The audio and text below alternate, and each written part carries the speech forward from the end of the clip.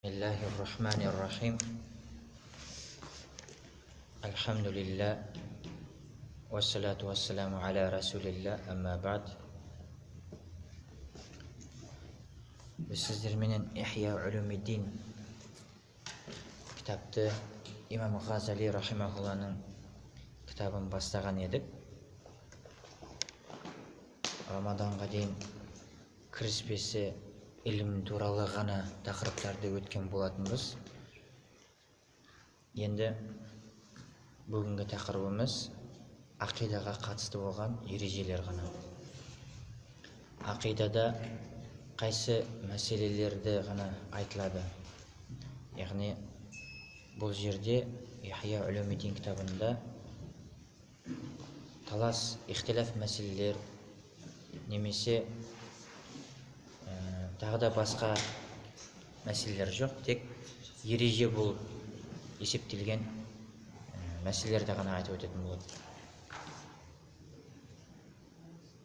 Ақиданың ең негізгісі Ла илаха иллалла Мухаммадур Расулулла. Осы екі сөйлемнен ғана тұрады. Калиманың, шахаданың екі сөйлемі, осы екі сөйлемді айтқан адам мұсылман болады, және мұсылманның ішінде әхлі сунна болады. Калима адамды, пенде инсанды мұсылман қылады, және сол бір калима адамды діннен де шығарады. Калима деген сөз кейбір араб адамдары сөйлем деп те айтады. Бір сөзбенен немесе бір сөйлемменен адам мұсылман болады, немесе бір сөзбенен, бір сөйлемменен адам кәпір болады. Адамның діннен шығуы да сөзбенен, амалмен байланысты, исламға кіруі де сөзбенен, амалға байланысты. Алла тағаланың ұлықтығы қанша Алланың көркем есімі болған болса 99. Соның әр қайсында Алланың ұлықтығын көре аламыз, біле аламыз. Алла тағала Құран-ы Кәрімде «Хуал аувалу вал ахиру, вал захиру вал батину, ва хуа бикулли шейин алим». Алла тағала әуелгі, Алла тағала ақырғы. Алла тағала әрбір нәрсенің ішін біледі, Алла тағала әрбір нәрсенің сыртқы бейнесінде, ішкі жан дүниесінде барлығын Алла біледі, және Алла бүкіл нәрсені біледі. Алланың ілімінде ешкім серік бола алмайды. Алла тағалаға ештеңе махфи, жасырын емес. Алла тағалаға ештеңе білінбей қалатын нәрседе емес. Алла тағалаға кемшілікті болған сипаттар жат. Адамда кемшілік сипаттар бар. Шаршау, ұйықтау, ұмытып қалу, білмей қалу, естен шығып қалу. Бұның барлығы кемшілікті сипаттар. Алла тағалада бұл сипаттар жоқ. Бірақ Құран-ы Кәрімде осы ләфз, осы сөздер келеді. Егер сендер қазір бұл дүниеде Алланы зікір қылуды ұмытатын болсаңдар, онда қиямет күні сендерді ұмытып қояды деген бар. Ғалымдар сендерді ұмытады деген Алла сендерді ұмытпайды, Алла сендерді тастап қояды деген мағына. Бұл дүниеде Алланы зікір қылу, Алланы еске алып тұру, о дүниеде Алланың алдында Алланың көмегіне септігін тигізеді. Бұл дүниеде Алланы еске алмаған, Алланы зікір қылмаған адамдар о дүниеде тасталынып қояды. Оның айқалағаны, оның дұға қылғаны, оның кешірім сұрағаны, оның ақталғандығы, оның үзір айтқандығы, оның білмей қалдым деп шырылдап, басқа жылап атқанын біреуі де перде салынады, ол ешкімге естілмейтін болады. Өзімен өзі айқайлап, көзінен жас шығып, жастан кейін қан шығып, денесіндегі сұйықтықтың бәрі біткенге дейін адам соншалық қинала беретін болады. Сол үшін Алла тағалаға кемшілікті болған сипаттар ол жоқ, Алланың әрбір көркем есімінде Алланың құдіреті табылады. Алла Тағала бүкіл нәрсені көруші, Алла Тағала бүкіл нәрсені білуші. Алла әрбір нәрседен адами түсініктегі жисімнан, ақылдан, басқа нәрсенің барлығынан Алла Тағала пәк. Алла ештеңеге мұқтаж емес. Кейбір адамдар кейбір аяттарды немесе келген хадистерді тікелей мағынасын алғандықтан Алла Тағалаға мүше беріп жатыр. Сол үшін Алла Тағала ондай адамдардан, олардың айтқандарынан да пәк. Құран-ы Кәрімде Субхана роббика роббил иззати амма ясифун деген аят бар. Бұл аятты кезінде сахабалар мүшриктерге айтатын. Сахабалар айтатын: Субхана роббика роббил иззати амма ясифун. Алла Тағала олар сипаттап атқан нәрседен Алла таза пәк. Құрайшта кәпірлер, мүшриктер Аллаға сипат беретін. Сол кезде олар басқа бір әртүрлі бір дине мүше беретін, қайсы біреулері тағы басқа нәрсе. Сол кезде сахабалар сол мүшриктерден ажыратылып тұру үшін сахабалар айтатын: Субхана роббика роббил иззати амма ясифун. Біз сендерден тазамыз. Алла сендер айтқан нәрседен де таза. Субхан, сендер айтқан нәрседен таза. Сахабалар бұрын кезде мүшриктерге айтатын болса, бүгінгі күні мұсылмандар арамыздағы кейбір бір мұсылмандарға осы аятты айтамыз. Сахабалар бұл аятты мүшриктерге айтатын болса, бүгінгі күні біз арамызда жүрген Аллаға дине мүше беретін адамдарға айтамыз. Бұл аят негізі ширк қылған, Аллаға серік қосқандарға айтылатын. Бірақ мұсылмандардың арасында пайғамбарымыз хадисте айтқандай, қияметке жақын көптеген адасқан топтар болады. Сол топтардың бірі дине мүше береді Алла Тағалаға. Бүгінгі күні мұсылман біз сол арамыздағы мұсылман болып жүрген адамдарға айтамыз. Не деп? Субхана роббика роббил иззати амма ясифун. Сендер Аллаға дине беріп атсыңдар, мекен беріп атсыңдар, бір нәрсеге отырғызып қойдыңдар, тұрғызып қойдыңдар, үйтіп қойдыңдар. Алла Тағала сендер айтқан нәрседен таза. Яғни біз де сендерден тазамыз. Сендер бізден емессіңдер, біз сендерден емеспіз. Қиямет күні Алланың алдына барған кезде Алла Тағала бұл дүниеде күмәнді болған, талас болған мәселенің барлығын бетін ашатын болады. Адамдардың көптеген сұрақтары бар. Сол сұрақтарға болған жауаптарды қиямет күні бүкіл махлуқтарға Алла Тағала сол жерде жауап беретін болады. Алла Тағаланың көптеген көркем есімдері бар. Оның барлығын айта беретін болсақ, уақыт өте аз. Соның ішінде хаят, қудра, Алланың сүбути, зати сифаттары бар. Соның барлығы Алланың ұлықтығын білдіреді. Жамандық, жақсылық, үлкен, кіші, аз, көп, білу, білмеу, қуаныш, қайғы, бұның барлығын Алла Тағала өзі реттеп, әр адамға, әр мақлұққа беріп отырады. Кейбір адамдарға жетістікті көбірек береді, кейбір адамдарға жетістікті азырақ береді. Алла Тағала кейбір адамдарға байлықты көбірек береді, біреулерге азырақ береді. Біреуге жақсылықты көбірек береді, біреуге азырақ береді. Пайданы біреуге көбірек береді, біреуге азырақ береді. Алла Тағала сол берген адам мақлұқтың көтере алатын иманына жараса береді. Егер бүкіл иман келтірген адамдарға Алла Тағала бәріне бірдей қылып, жақсылықты да, жамандықты да, байлықты да, бақыттылықты, бақытсыздықты, қайғыны да, қуанышты бірдей беретін болса, адамдар тезде барлығы бұзылып кетеді. Алла Тағала әлем, білуші зат, келер шақта да, өткенде де бәрін Алла Тағала біледі. Сол үшін Алла Тағала әркімге иманына жараса беріп жатыр. Егер сіздің қайсы бір нәрсеңіз аз болған болса, сіз біліңіз, иманыңызға жараса сол нәрсе соншалық болу керек. Сіз ойлайсыз, мұдан артықтағы көбірек болса екен деп.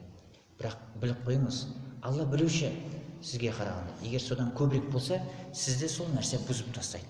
Сізді сол нәрсе бұзады, сізді тура жолдан, басқадан сол нәрсе адастыратын болады. Сол үшін Алла Тағала сізге соншалық бергендігі Алланың хикматы. Және Алла Тағаланың кәлам деген сипаты бар. Алланың сөйлесуші деген. Алланың сөйлеу деген сипаты бізге ұқсас емес. Алла сөйлейді. Алланың сөйлеуі бүгінгі күні біздің Құран. Егер Алламен сөйлескенді, Алламенен тілдескенді қаласақ, сөйлескенді, онда Құран-ы Кәрімді оқу керек. Кімді-кім Құран оқыса, ол Алламен сөйлескен болады. Алламен сөйлескен болады. Пайғамбарлардың ішінде Алла Тағала Муса алейхиссаламға Алла Тағала өзімен сөйлесуге мүмкіншілік берді. Бірақ Муса алейхиссаламның сөйлесуі дауыспен, әріппен емес. Муса алейхиссаламның Алла Тағаламен сөйлесуі дауыспенен, әріппен емес. Кама ялиқу би шаънихи субханаху ва тағала. Алла Тағала сол кезде Муса алейхиссаламның иманы көтеретіндей Алла Тағала сөйлесті. Сол үшін сөйлеу, Алланың дауысын есту өзінше бір мәселе. Одан кейін Алла Тағаланы көру мәселесі. Алла Тағаланы көру мәселесі. Әл-Сунна уа Джамаа ақидасы бойынша Алла Тағаланы ешкім көрген емес. Хатта біздің пайғамбарымыз Мұхаммад саллаллаху алейхи уассалам да көрген емес. Кейбір топтар, кейбір адасқан адамдардың ақидасы бойынша Алла Тағаланы көрді дейді. Алланы көрген емес. Алла Тағала өзінің дидарын сүйікті болған құлдарына да көрсеткен емес. Иншаалла Алланың дидары жұмақта көретін боламыз. Муса алейхиссалам, Ибрахим алейхиссалам қанша деген пайғамбарлар сұрады, бірақ ешкімге атылы көрсеткен емес. Хадисте келген Исра Ми'раж кешесінде Алла Тағала Джибрил алейхиссалам, Джибрил алейхиссалам пайғамбарымызды аспанға көтерген кезде, ол оқиға өте ұзақ оқиға. Сол кезде пайғамбарымыз Алламен кездескен, аспан әлемінде кездескен туралы айтылмайды. Бір адамдар айтады ғой, Алла аспанда деп. Бірінші қабатқа келді, бір пайғамбармен кездесті. Екінші қабат, үшінші қабат, төртінші қабат, бесінші, алты, жетінші қабат. Бір жерде Алламен кездескен туралы айтпайды. Тек сол аспан әлемі, аспан деген нәрсе біткеннен кейін, одан кейін бір жерге жеттім дейді. Айша анамыз айтады, Алланы көрдіңіз бе сол кезде деді. Пайғамбарымыз айтады, Анна раайтуху нурун аля нур. Анна деген сөз бар араб тілінде. Анна деген қайдан, қаяқтан деген мағына береді. Араб тілінің грамматикасында сол анна деп фатхаменен айтылады. Егер сол жерде касрамен оқып жүрсе, әлбетте мен Алланы көрдім, ол нұрдың үстінде нұр екен. Нұр болған нәрсені көрдім, демек Алланы нұр деп сипаттайды. Алайда ол жерде касра емес фатха. Анна қайдан көрейін? Алла Тағала нұрдың үстіне нұр, оны көру мүмкін емес деді. Пайғамбарымыз пенде, Джибрил алейхиссалам періште. Пендеге қарағанда періште ол жоғары болады. Ода қорқу, қуану деген сипат жоқ. Ода дағы сондай аш болу, тоқ болу деген адамда бар қасиеттер, адамда бар сипаттар періштелерде жоқ. Бірақ Джибрил алейхиссалам пайғамбарды көтеріп бір жерге жеткен кезде не деді? Ары қарай мен бара алмаймын. Ары қарай маған баруға мен бара алмаймын. Біріншіден рұқсат етілмеген, тыйым салынған. Екіншіден бара алмаймын, мен күйіп кетемін деді. Пайғамбарымызды жіберді. Пайғамбарымыз барды, бірақ Алламен кездескен жоқ. Егер Алланы көру мүмкін болатын болса, періштелер көретін еді. Қанша уақыт Алланың қасында жүрген, Алланың аршысын көтеріп тұрған, бірде періште көргендігі туралы айтылмайды. Сол үшін бұл ақидамызға қайшы болған мәселелер. Алланы ешбір пайғамбар ешкім көрген емес. Бірақ иншаалла жәннатқа барған кезде көретін боламыз. Екінші бөлік Мұхаммадур Расулулла. Мұхаммадур Расулулла, білесіздер, Мұхаммад саллаллаху алейхи уассалам Құрайш руынан шыққан. Алла Тағала сол пайғамбарлықты дінді жеткізуге бүкіл араб болсын, араб емес болсын, джин болсын, инсан болсын, бәріне жіберілген. Тек қана инсан емес, джиндарға да жіберген. Джиндардың өздері де мойындайды, пайғамбарымызды пайғамбар деп мойындайды.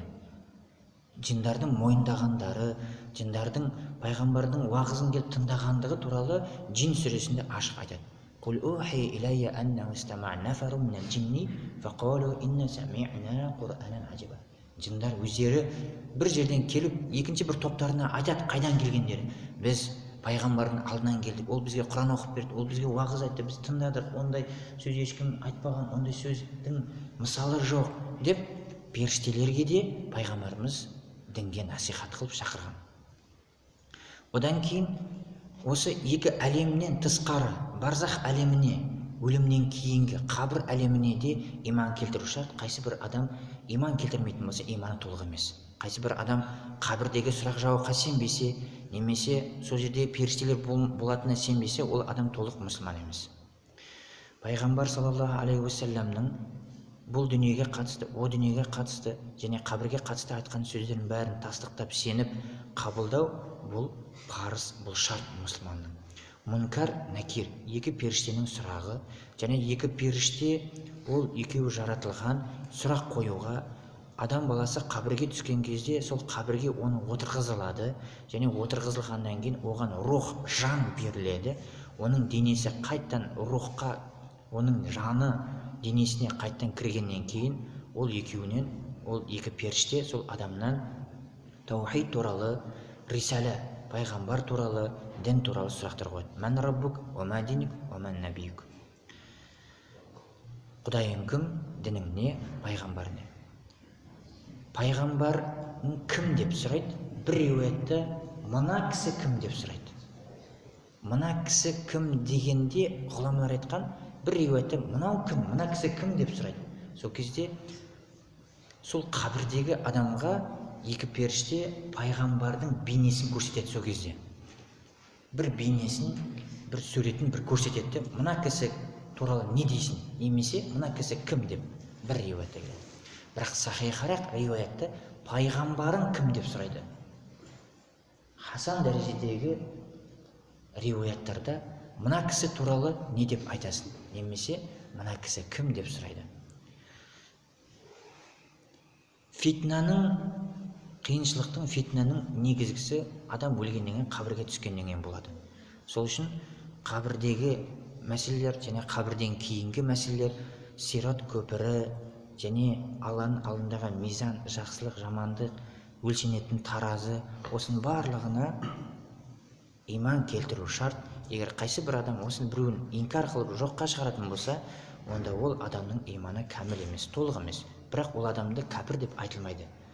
Иман толық мұсылман емес. Толық мұсылман емес.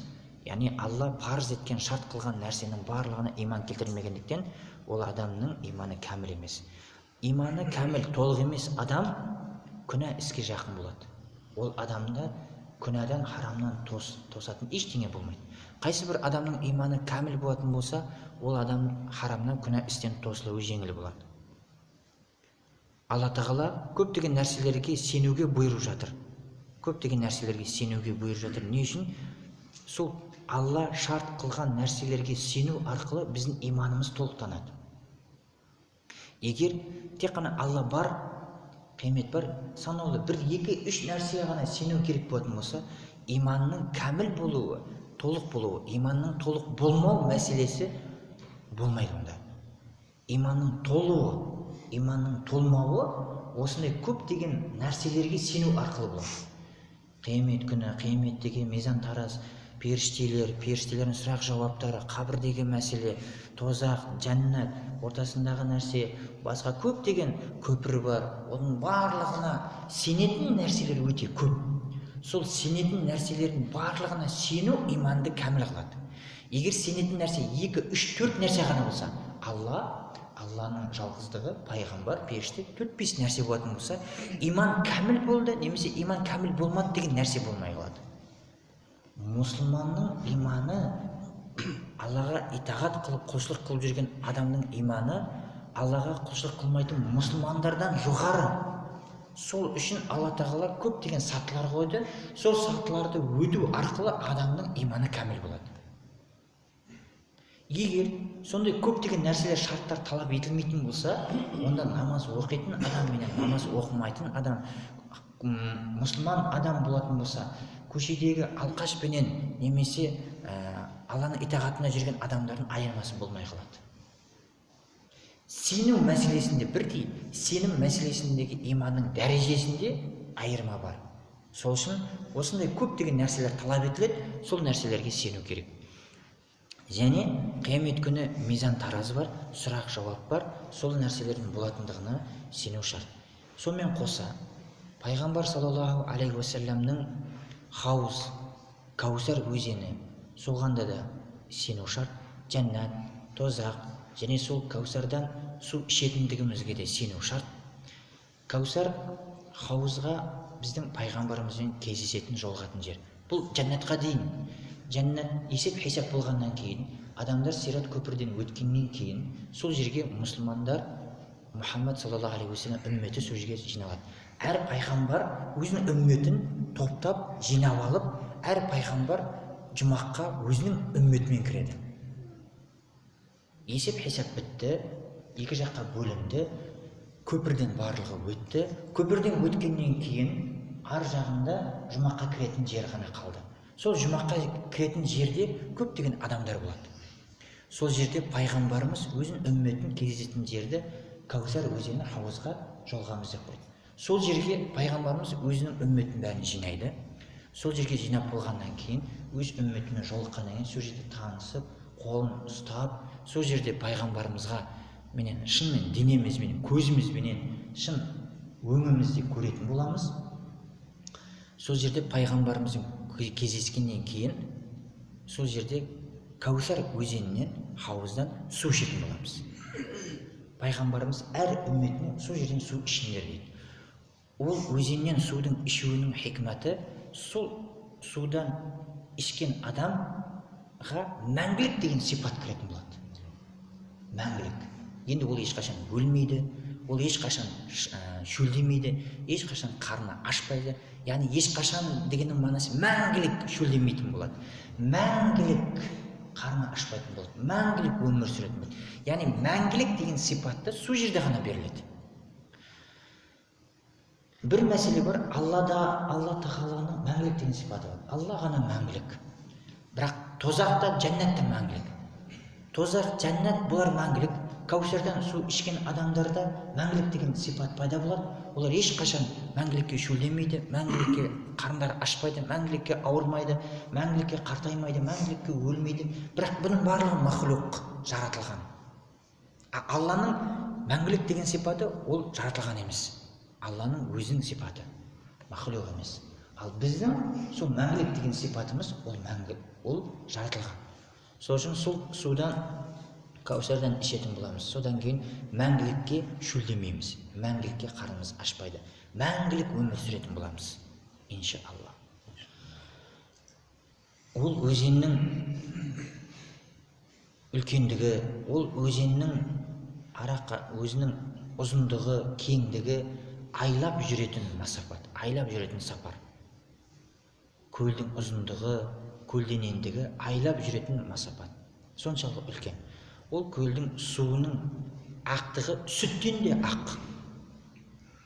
Хауыздың суының ақтығы сүттен де аппақ. Ол қандай ақ, ондай ақтықты біз көрген емес. Ең өте қатты ақты біз сүтті ғана көргенбіз. Сүттен ақ біз ақ көрген емес біз бұл дүниеде. Ал хауыздың суы, оның ақтығы сүттен де аппақ. Ондай түсті көрген емес біз әлі.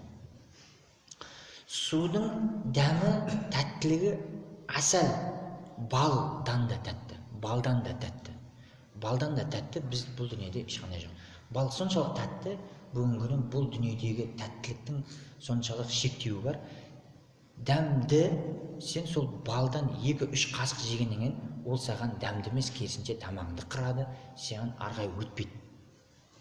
Ал хауыздың суының дәмділігі соншалық ол бал, асал, мёттан да дәмді, оны ішкен сайын ішкің келе береді. Ал бұл дүниедегі балдың тәттілігі, ең тәтті нәрсе бал, енді ол ең тәтті балдың өзін сен шектеулі, 1-2-3 қасық жеу мүмкінсің, 4-5 қасық, бірақ бір банканы сен тоқтамай жей алмайсың. Ал хауыздың суының тәттілігі ішкен сайын, одан сайын тәттілігіне тоймай, одан сайын ішкің келе береді. Соншалық тәтті. Оның айналасындағы ыдыстар, олардың саны аспандағы жұлдыздардың санынан да көп. Соншалық. Және олардың ыдыстары сондай нәрседен жасалған, ондай нәрселер алтын, күмістен де қымбат болған нәрселерден жасалған. Және де хадисте келген сол пайғамбарлар, бір риуаятта пайғамбарлардан да сұрақ болады мизанда. Мизан таразында амалдар екі жаққа өлшенген деген сұрақ жауап болады. Сол кезде бір риуаятта пайғамбарларға да сұрақ жауап болады, бір риуаятта пайғамбарларға сұрақ жауап болмайды деген. Одан кейін момын мұсылмандардан сұрақ болады, кәфірлерден де сұрақ болады. Кәфірлерден тек иман мәселесі, ал 500 жылдық сұрақ жауап ол мұсылмандар үшін болады. Және бидағат қылып жүрген адамдардан сүннет туралы сұрақ болатын болады. Және мұсылман адамдарға амалдар туралы сұрақ болады. Және жахил адамдардан ілім туралы сұрақ болатын болады. Бидағатпенен дінге жаңалық кіргізіп жүрген, дінде өзгерткісі келетін, өзінің мәселесін қосып жүрген адамдардан сүннет туралы сұрақ болады.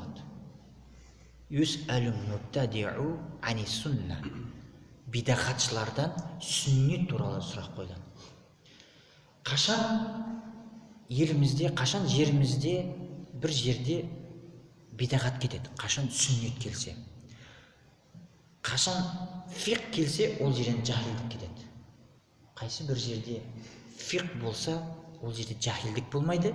Қайсы жерде сүннет хадис болса, ол жерде бидағат болмайды.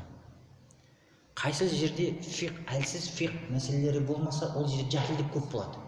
Дәрет мәселесі, намаз мәселесі, ораза мәселесі әркім білгендей қылады, истинжаны білгендей қылады, әжетханаға кіріп өзі оң аяқпен. Фиқ мәселесі болмаса, жахилдік, надандық көбейеді. Намазда әр адам өзі қалағандай оқиды, білгендей оқиды, қателесіп оқиды. Фиқ болмаған жерде жахилдік болады, надандық болады. Сүннет, хадис болмаған жерде бидағат болады. Бидағат көбейеді сол жерде. Сол үшін бүгінгі күні қазіргі заманның үмметке сол фиқ пенен сүннет өте қатты қажет. Бүгінгі үммет барлығы жахилдікте, надандықта және өз ойын дінге салып сараптауда. Сол үшін осы нәрселер кету үшін бүгінгіні көбінше фиққа көп мән беру керек, және сүннетке, хадиске көп мән беріп, хадис пенен сүннетті өмірімізге, елімізге, жерімізге, айналамызға осы нәрсе алып келу керек. Сүннет бар жерде ешкім өзінің ойын кіргізе алмайды. Себебі хадисте пайғамбар былай қылған, былай деп айтты, болды. Сонымен қыласың. Ал пайғамбар айтты немесе қылды деген нәрсе жоқ болатын болса, былай қылған жақсы шығар, мен ойлаймын осы жерде былай қылу керек сияқты деген нәрселер көбейеді. Сүннет пенен фиқ бүгінгі үмметке өте қатты қажет. Одан кейін Аллаға сенген момын мұсылмандардың тозақтан шығатынына да иман келтірілуі керек. Аллаға сенген адамдар, момын мұсылмандар да тозаққа кіреді. Бірақ сол тозақтан шығуына да иман келтіру ол да шарт. Тек тозақта қалатындар мұнафықтар, кәпірлер, мушриктер. Осылар ғана тозақта қалады мәңгілікке. Ал қалған күнәһар болған мұсылмандар, қателікпен нәпсіне еріп кеткен мұсылмандар, олар не болады екен, бір күн болмасын бір күн шығады. Сол үшін Абдулла ибн Мас'уд радиллаху анху табииндарға айтқан: біздер пайғамбардың кезінде өзіміздің қалауымызды ілімге, өзіміздің қалауымызды ілімнен кейін қоятынбыз дейді.